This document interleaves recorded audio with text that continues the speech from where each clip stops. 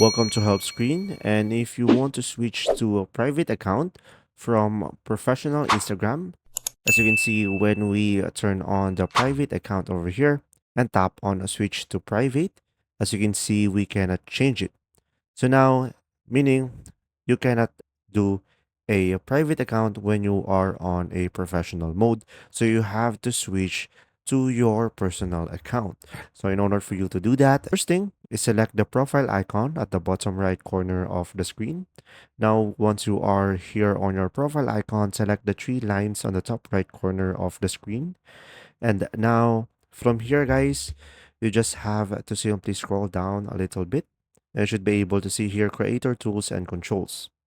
Now here, you should be able to see down below switch account type.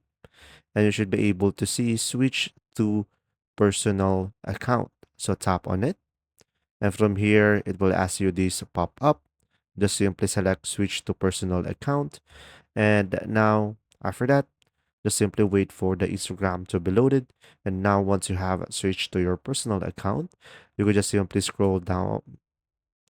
You could just simply go ahead and find who can see your content category. And you should be able to see account privacy over here in the settings and activity page.